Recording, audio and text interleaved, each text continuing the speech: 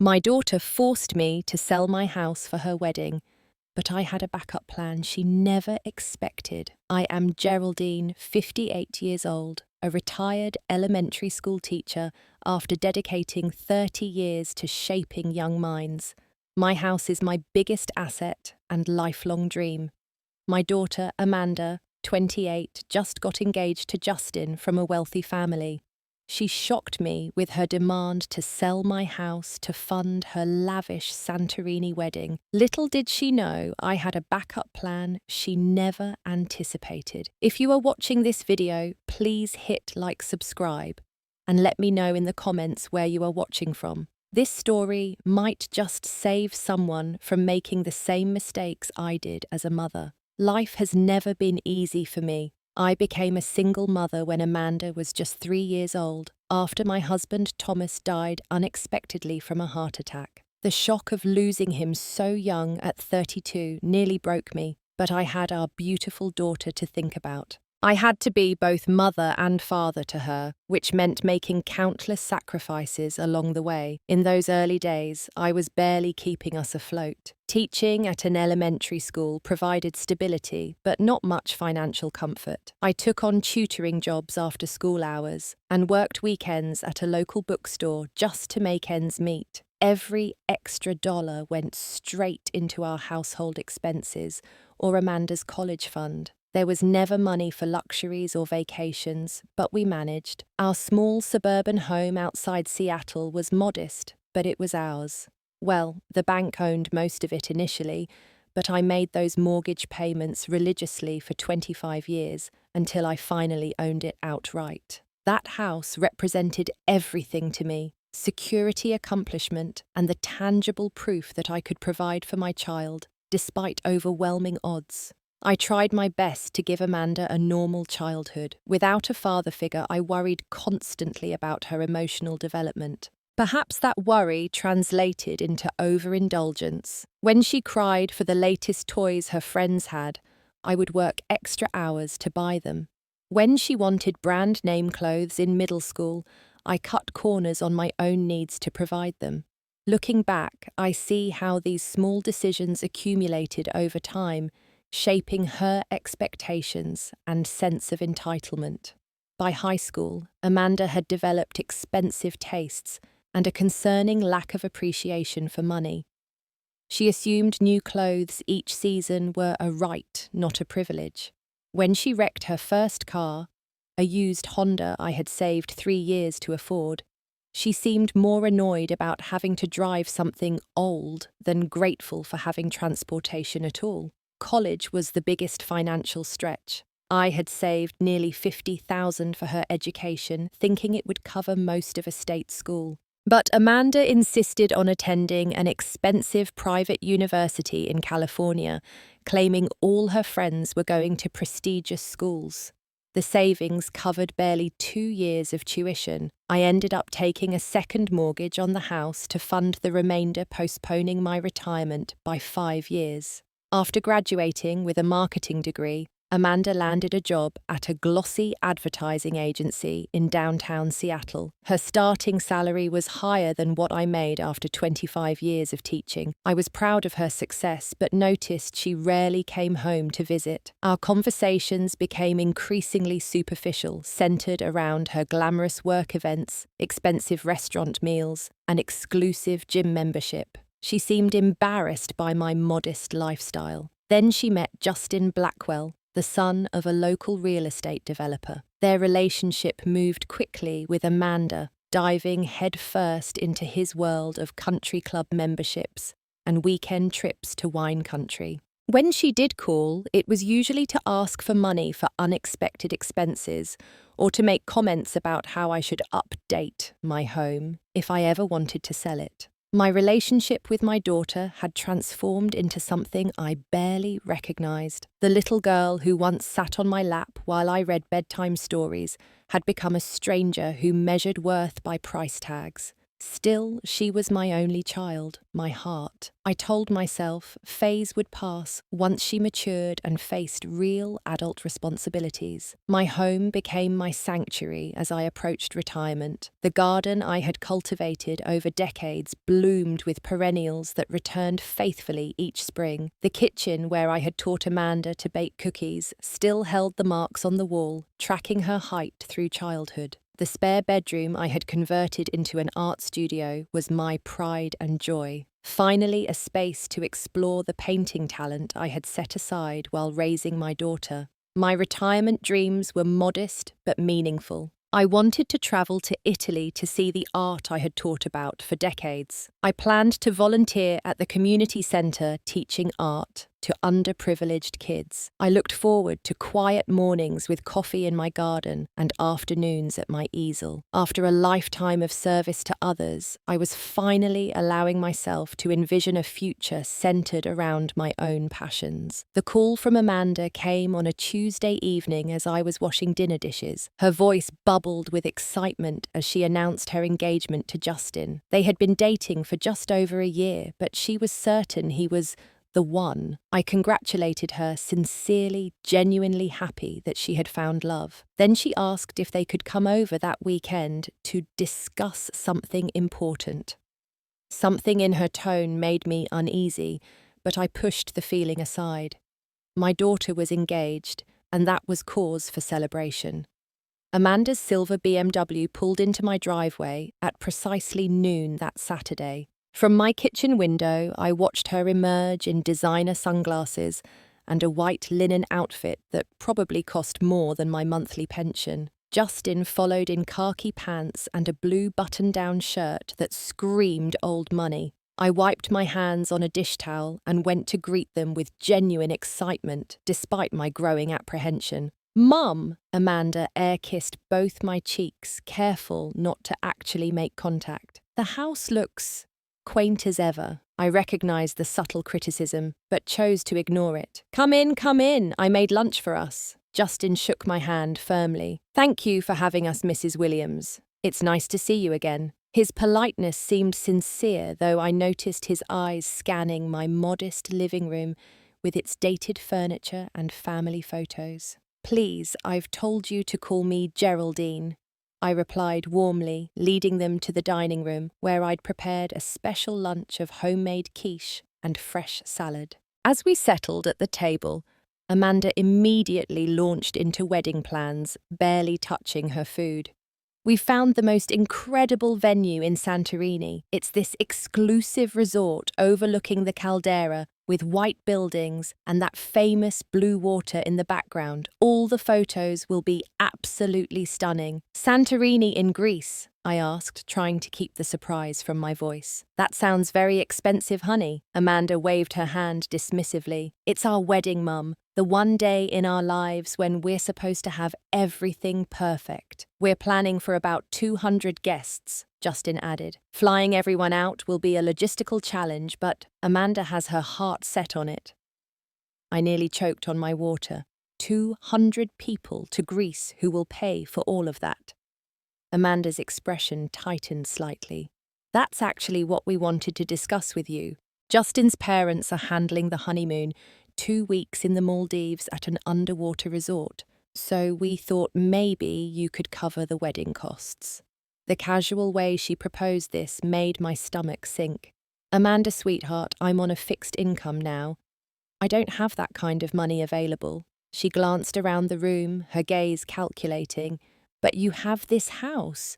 Property values in this neighbourhood have gone way up. My friend from work just sold her mother's house a few blocks over for almost $800,000. The conversation became increasingly uncomfortable as we moved to the living room after lunch. Amanda pulled out her tablet and began showing me photographs of elaborate floral arrangements, custom-designed invitations, and a wedding dress that looked like it belonged on a runway. "The photographer we want is incredible. He shot for Vogue and charges $15,000, but his pictures are like art pieces." I sat silently trying to process what seemed to be happening. Was my daughter really suggesting what I thought she was? Finally, Amanda set her tablet down and leaned forward. "Mum, we've been thinking. This house is really too big for you now that you're alone. The stairs must be hard on your knees and the yard is so much maintenance. My knees are fine, I replied, feeling defensive, and I love my garden. The thing is, she continued, ignoring my response, if you sold this place, you could give us the money for the wedding and still have plenty left to get yourself a nice little condo, something more manageable with people your own age around. The room seemed to tilt slightly. You want me to sell my home to pay for your wedding? It makes perfect sense, Amanda insisted. This place is just sitting here mostly empty while the value keeps increasing. You could help give me the wedding of my dreams and upgrade your own situation too. I looked at Justin, expecting to see some discomfort at this outrageous suggestion, but he was examining his phone purposely, removing himself from the conversation. Amanda, this is my home. I've lived here for 30 years. I paid off the mortgage by working 2 jobs. This is my retirement security. Her face hardened in a way I'd seen increasingly over the years. The expression that appeared whenever she didn't get what she wanted immediately.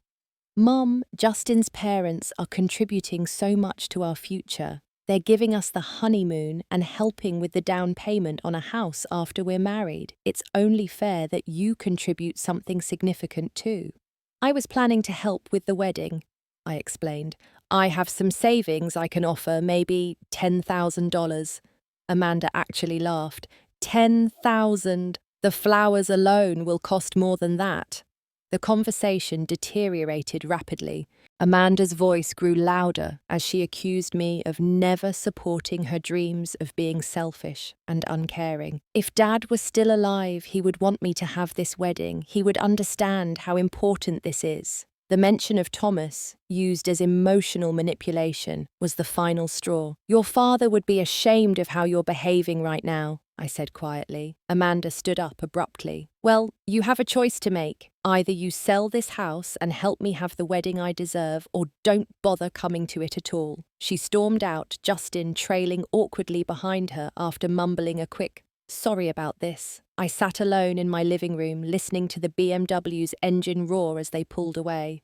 In 30 years of parenting, I had never felt so blindsided, so deeply wounded by my own child. The home she wanted me to casually discard had been the backdrop to her entire childhood, purchased with years of sacrifice and love. How had I raised someone who could see it as nothing more than a cash resource to fund her extravagant party? That night, sleep evaded me completely. I paced through rooms filled with memories touching walls that had witnessed Amanda's first steps, heard her first words sheltered her through childhood illnesses and teenage heartbreaks. Had I failed so completely as a mother? The question circled my mind relentlessly as dawn broke. I remembered Amanda at 5 years old sitting on this very couch while I read her favourite book about a velveteen rabbit for the 100th time. I recalled teaching her to make chocolate chip cookies in the kitchen flour, dusting her nose as she laughed. There was the summer I taught her to swim in the community pool, her initial fear transforming into confident joy as she realised she could float on her own. Where had that sweet, loving child gone? At what point had material possessions and appearances become more important than relationships and respect? The painful truth settled over me like a heavy blanket. I had contributed to this transformation by rarely saying no, by shielding her from financial realities, by making her comfort my highest priority, even at great personal cost. By mid-morning, I needed perspective outside my own troubled thoughts. I called my younger sister Susan, who lived in Portland, with her husband and 2 teenage sons. "She wants you to what?" Susan's voice rose in disbelief after I explained the situation. "Geraldine, that's completely unacceptable. Please tell me you're not considering this." "I don't want to lose my relationship with my only child," I admitted, tears threatening. "The relationship is already damaged if she treats you this way," Susan replied bluntly. "Amanda is spoiled and you need to establish clear boundaries right now.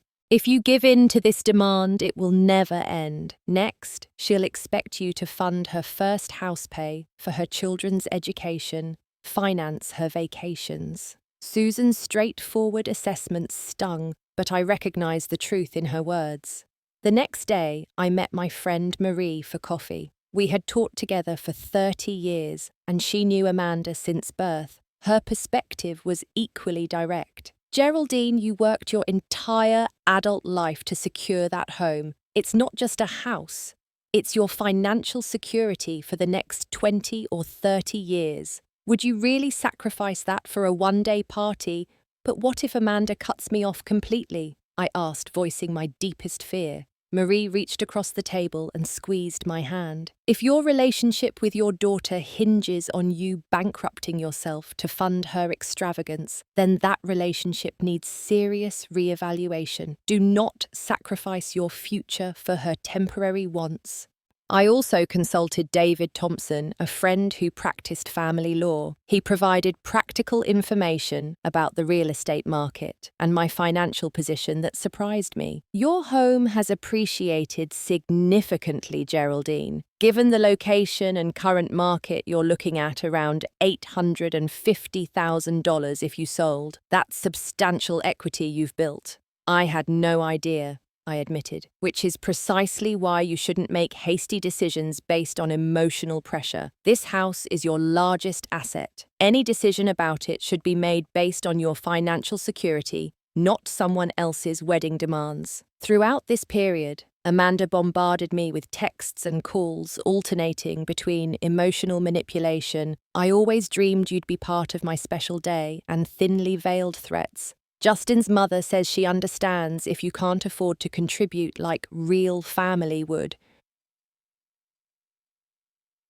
Each message twisted the knife deeper, but also clarified something important. This wasn't about the wedding at all. This was about power control and a fundamental lack of respect for me as a person with my own needs and rights. One sleepless night, I found myself sobbing uncontrollably, questioning everything about my parenting and my worth.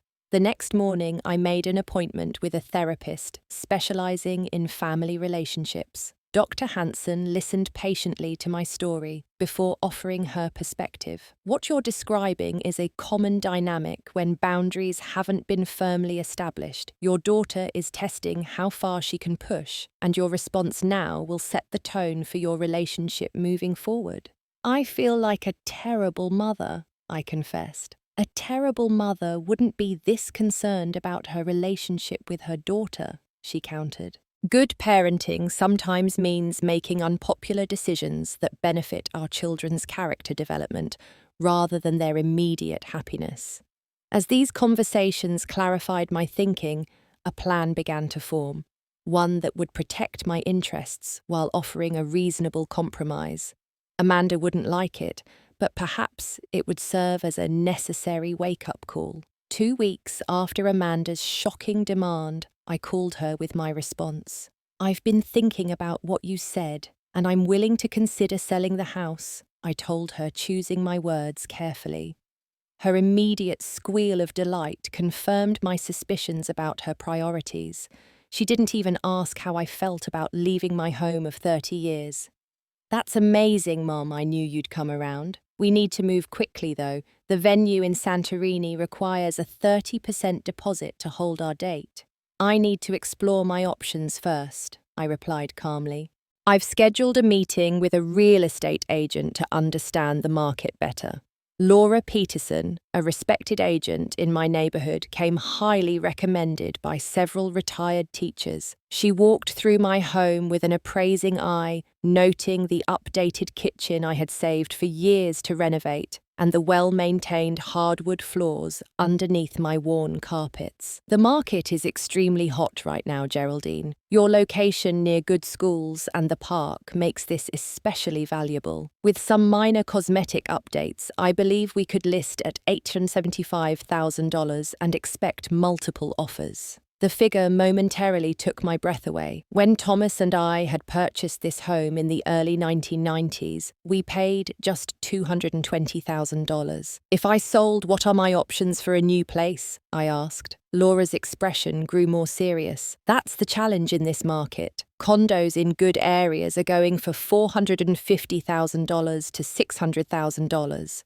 Even with a significant downsize, you wouldn't be left with as much cash as you might expect after closing costs and moving expenses. She also mentioned reverse mortgages as a possible alternative to selling, but the complexities and potential pitfalls made me uncomfortable. This option would allow me to access some of my home equity without moving, but the long-term costs seemed prohibitive. As I considered my limited options, I received an unexpected call from my cousin Frank, who lived in Arizona. We chatted about family matters before he mentioned he was selling his vacation property, a small 2-bedroom house in a retirement community near Phoenix. "Real estate here isn't as crazy as Seattle," he explained. "The place would need some updating, but it's in a great community with lots of activities for active seniors. I'm asking $320,000, but would give you family pricing if you're interested." This conversation planted a seed that quickly took root. The following weekend, I flew to Arizona to see the property. The desert landscape was a dramatic change from Seattle's lush greenery, but there was something appealing about the clean, dry air and expansive blue skies. Frank's house was modest but well built, with a small yard requiring minimal maintenance and a spare bedroom perfect for converting into an art studio. The community featured a pool, tennis courts, and an active arts program that immediately caught my interest. Meanwhile, Amanda's demands grew increasingly urgent. She texted photos of wedding venues requiring immediate deposits and complained that Justin's parents were pressuring them to finalize plans. She never once asked how I felt about selling my home or where I planned to live afterward. I scheduled another meeting with my friend David to discuss protecting my assets. He listened to my emerging plan with approval. "Setting up a trust is an excellent idea," he advised. "It can help ensure the proceeds from your house sale are used as you intend, primarily for your retirement security." With David's help, I created a comprehensive plan. I would sell my Seattle home and purchase Frank's Arizona property outright. The majority of the remaining proceeds would go into a trust dedicated to my retirement needs. I would offer Amanda and Justin $50,000 for their wedding, a generous gift by any reasonable standard, though far less than the hundreds of thousands they seemed to expect. As Laura began preparing my house for market, I started secretly sorting through decades of accumulated possessions. Some evenings, I found myself in tears holding Amanda's baby clothes or the homemade Mother's Day cards she had created in elementary school. Other days brought a surprising sense of liberation as I donated items that no longer served me and packed treasures I wanted to keep. Amanda remained oblivious to the details of my plan, completely focused on her wedding preparations. She sent daily photos of extravagant floral arrangements, 5-figure wedding gowns, and diamond-encrusted table settings. Each message reinforced that I was making the right decision. A month after her initial demand, I invited Amanda and Justin to dinner at my home. "I'd like to discuss the house sale and my contribution to the wedding," I explained when she called to confirm. Amanda arrived looking triumphant, designer handbag on her arm and a thick wedding planning binder tucked underneath. Justin followed her into the house, his expression harder to read. "I brought my budget spreadsheet," Amanda announced as she settled onto the couch. "The total is coming in around $390,000, but that includes everything: venue, catering, flowers, photography, my dress bridesmaids' gifts, flights for the wedding party, and the welcome dinner the night before." The casualness with which she mentioned spending nearly $400,000 on a single-day event took my breath away. "Before we discuss numbers," I said carefully, "I want to explain my plan." I outlined my decision to sell the house and my intention to purchase a smaller property in Arizona. "The Seattle market is incredibly strong right now. Laura believes we'll sell above asking price." Amanda beamed, clearly assuming this meant a windfall for her wedding fund. "After purchasing my new home and setting aside money for moving expenses, I'll be placing most of the remaining funds in a protected retirement trust," I continued. "This will ensure my financial security for the rest of my life." Amanda's smile faltered. "But what about the wedding?" I've decided I can contribute $50,000 toward your celebration, I stated firmly. That's a very generous wedding gift, and it comes from my heart. The room fell silent for 3 heartbeats before Amanda exploded. 50,000, that barely covers the venue. What about the rest? You're selling a house worth nearly $900,000 and offering me crumbs. This is my wedding, Mum. It's a celebration, Amanda, not a reason to bankrupt myself, I replied, working to keep my voice steady despite my racing heart. You promised to help, she shouted, face flushing red. I never promised to fund an extravagant destination wedding for 200 people, I corrected her. I'm offering substantial help, but with reasonable limits. This is so typical of you, Amanda spat, pacing the living room. You've always been selfish, always put yourself first. Every other mother would do anything to make their daughter happy. The accusation stung, but I held firm.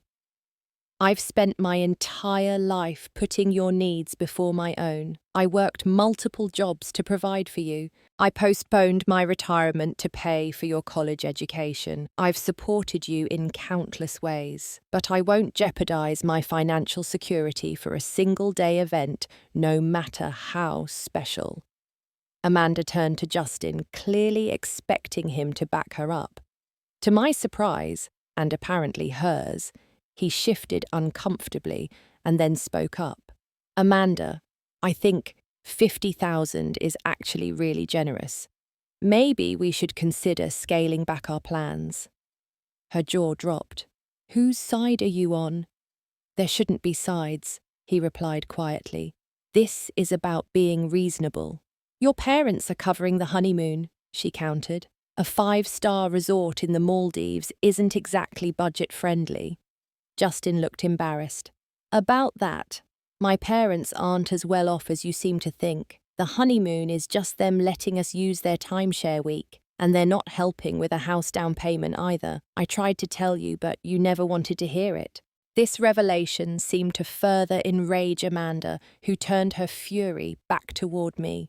This is all your fault. You've never supported my dreams. You were always too busy with your precious students to put me first. Every other kid had a mother who showed up to school events, but you were always working.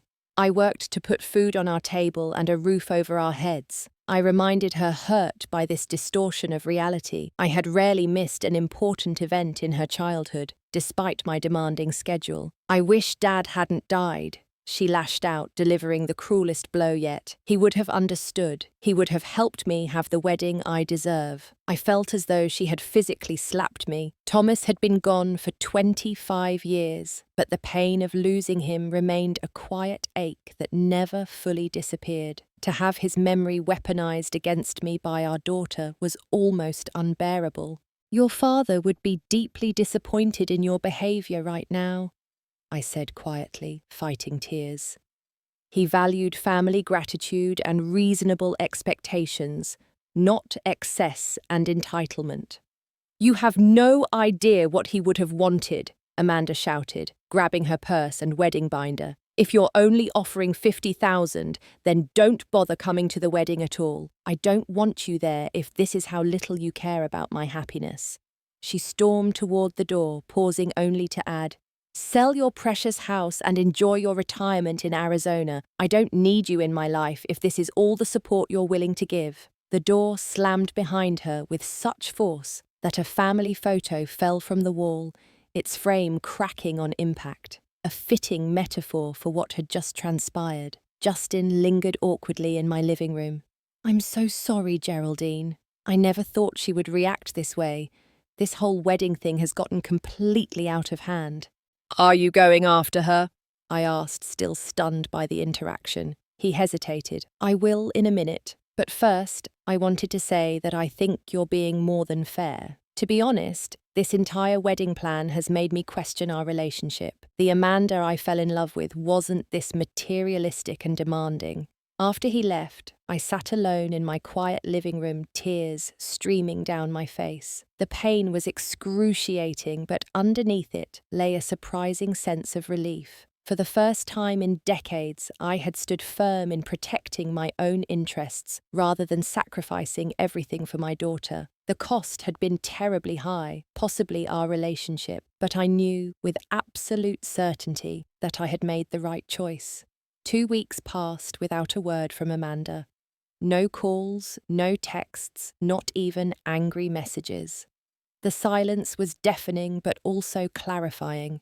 I proceeded with my plans, working with Laura to prepare the house for market. "You've taken wonderful care of this home," she remarked as we discussed minor repairs and staging strategies. "With the professional photos and proper marketing, I believe we'll see significant interest immediately." She was right. The first open house brought 15 serious buyers, and by the end of the weekend, I had 7 offers, all above asking price. The winning bid came in at an astounding $905,000 from a young family who wrote a heartfelt letter about wanting to raise their children in a home with good bones and positive energy. I accepted their offer with mixed emotions, grateful for the financial security it provided, but grieving the loss of the space that had held my life's most significant moments. With the Seattle house under contract, I finalized the purchase of Frank's Arizona property. Working remotely with an interior designer, I planned modest renovations to make the space truly mine. The second bedroom would become the art studio I had always dreamed of, with north-facing windows for optimal light and custom-built storage for supplies. As my departure from Seattle approached, my friends organized a farewell gathering at Marie's home. 24 former colleagues and neighbors came to wish me well, bringing small gifts and handwritten cards expressing their love and support. "We'll miss you terribly," Marie said, hugging me tightly. "But I've never been prouder of you than I am right now. You're finally putting yourself first after a lifetime of service to others." The evening turned unexpectedly emotional as friends shared memories and expressed admiration for my decision to start a new chapter. Their support reinforced that I had built a life rich in meaningful connections beyond my relationship with Amanda. 3 days after the farewell party, I received a terse text message from my daughter, "Changed wedding plans. Having smaller ceremony locally next spring. We'll send details later."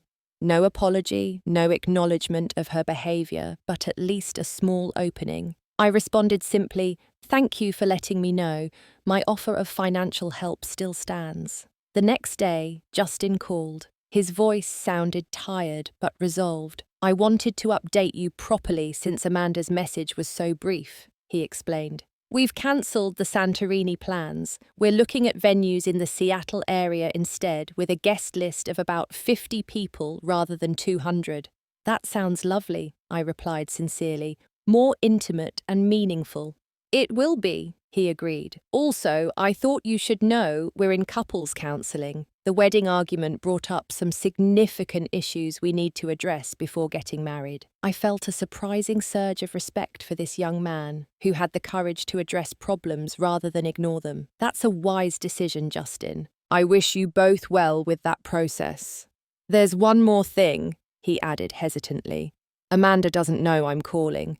She's still very angry, but I think she's also embarrassed. Give her time. This has been a wake-up call for her in many ways."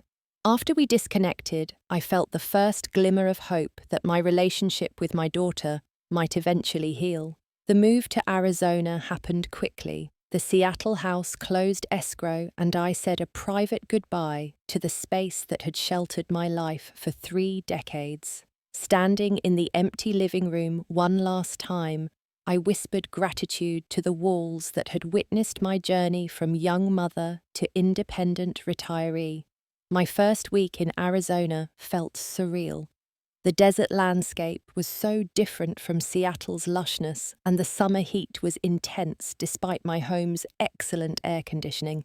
Yet there was something profoundly peaceful about the vast blue skies and the way sunset painted the distant mountains in shades of purple and gold. I joined the community art class, my second week meeting a dozen other retirees with similar creative interests. Patricia, a former nurse from Chicago, immediately took me under her wing, introducing me to other residents and including me in the weekly dinner group that gathered at the community clubhouse.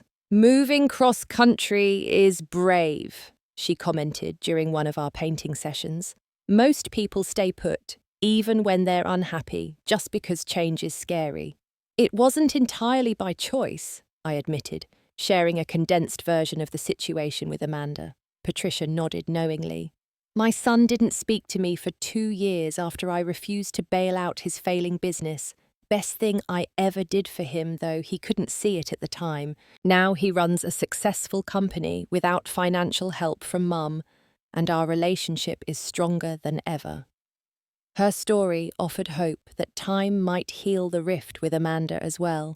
A month into my new life, a thick envelope arrived with a Seattle postmark. Inside was a handwritten letter from Amanda, the first substantive communication since our argument. "Dear Mum," it began, "I've started this letter a dozen times, struggling to find the right words. The simplest version is this: I was wrong and I'm sorry. My behavior was inexcusable. The entitlement and selfishness I displayed horrify me now that I've had time to reflect." The letter continued for several pages, detailing her journey through anger, to reluctant introspection, and finally to genuine remorse. She explained that the couple's counselling had forced her to examine patterns in all her relationships, not just with Justin. "I've spent most of my adult life focused on appearances and acquisitions rather than authentic connections," she wrote. "Somehow, I convinced myself that a lavish wedding would prove my worth and success. I lost sight of what truly matters, the commitment being celebrated, not the celebration itself." The letter concluded with a tentative question. "If you're willing, I'd like to visit you in Arizona. I understand if you need more time before seeing me, but I hope eventually you'll give me the chance to apologize in person and begin rebuilding the trust I've broken." I called her that evening, emotion making my voice unsteady.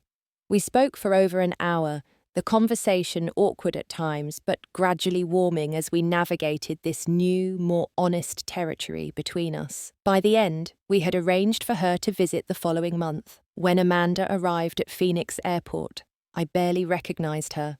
Gone was the perfectly coiffed, designer-clad young woman who had demanded I sell my home. In her place stood someone in simple jeans and a t-shirt, hair pulled back in a casual ponytail, face free of makeup. The physical transformation seemed to reflect a deeper internal shift. Our reunion was initially strained, neither of us quite sure how to bridge the chasm that had formed. I gave her a tour of my new home and community, watching her take in the modest scale of my new life. "Your art studio is amazing," she commented, studying the space I had created with such care. "I always forget how talented you are." Over dinner that evening, sitting on my small patio under string lights, we finally had the conversation we both needed. "I keep asking myself how I became so entitled," Amanda said, pushing food around her plate. "I look back at how I treated you, and I'm ashamed. You gave me everything, and I just wanted more." "I bear some responsibility too," I replied. "I wanted to protect you from the financial struggles I faced, but in doing so, I never taught you the value of money or the reality of limits. That was a disservice to your character development." "Justin says the same thing," she admitted. "His parents were always clear about financial boundaries. They helped with college but expected him to work summer jobs. They made him save for his first car. All the things you tried to do before I wore you down with tantrums and guilt trips." We talked late into the night, peeling back layers of resentment and misunderstanding that had accumulated over years. There were tears on both sides, but also moments of surprising laughter as we recognized patterns that seemed absurd in retrospect. By the time Amanda left 3 days later, something fundamental had shifted between us. The relationship wasn't fully repaired. That would take time and consistent effort from both sides, but the foundation for reconciliation had been laid. 6 months after moving to Arizona, I flew back to Seattle for Amanda and Justin's wedding. True to their revised plans, it was an intimate gathering held in the garden of a friend's home. 50 close friends and family members watched as they exchanged vows under a simple floral arch. The ceremony focused on substance rather than spectacle. Amanda looked radiantly happy in a dress she found at a consignment boutique for a fraction of the designer gown's cost. Justin beamed beside her, clearly relieved that the wedding drama had been replaced by authentic celebration. At the reception, Amanda clinked her glass to make an unexpected speech. Justin and I want to thank everyone for being here today. When we first got engaged, I had very different ideas about what made a perfect wedding. I thought it was about impressing people and creating an extravagant experience no one would forget. She paused, looking directly at me. My mother helped me realize that a marriage isn't built on a single perfect day, but on values that last a lifetime. Respect, communication, reasonable expectations, and genuine care for each other's well-being. This simpler celebration reflects who we truly want to be as a couple, and we're grateful for the lesson. Tears sprang to my eyes as several guests glanced knowingly in my direction. The painful confrontation that had nearly severed our relationship had transformed into a turning point for Amanda's personal growth. Later, as we shared a quiet moment alone, Amanda confided that she and Justin had been saving for a house down payment with the money they would have spent on the destination wedding. "We're looking at starter homes, nothing fancy," she explained. "We want to build our lives on what we can actually afford, not what we wish we could have." I squeezed her hand, immensely proud of this shift in perspective. "How's Arizona treating you?" she asked. "You look different. Happier somehow." I told her about my new life, the art classes I'd been taking, the small exhibition where I'd sold 3 paintings, my planned trip to Italy with my new friend Patricia in the fall. "I never knew you were such a talented artist," Amanda mused. "I guess I never really asked about your dreams." "It's not too late to start," I replied softly. Our relationship continued to evolve in the months that followed. Weekly phone calls replaced the previous pattern of sporadic, superficial contact. Amanda asked questions about my life and actually listened to the answers. When she announced her pregnancy, 6 months after the wedding, she immediately asked if I would be willing to visit after the baby was born. "I want my child to know their grandmother," she said, "to learn from your wisdom and experience the way I should have." As I approach my 60th birthday, I reflect on the journey that brought me here. The pain of almost losing my relationship with my daughter was excruciating, but it catalyzed necessary growth for both of us. Amanda learned about boundaries, respect, and the true meaning of financial responsibility. I learned to advocate for my own needs after a lifetime of placing them last. My Arizona home has become a true sanctuary, smaller than my Seattle house, but filled with light art and new friendships. I've discovered passions I never had time to explore during my working years. My modest retirement income, supplemented by the trust established from my house sale, provides security without extravagance. Sometimes the most loving gift we can give our children isn't meeting their every demand, but modeling healthy boundaries and self-respect. Amanda needed to learn that happiness comes not from external validation or material excess, but from gratitude, authenticity, and meaningful connections. If you are facing similar challenges with entitled adult children, remember that standing firm may cause temporary pain, but lead to long-term growth.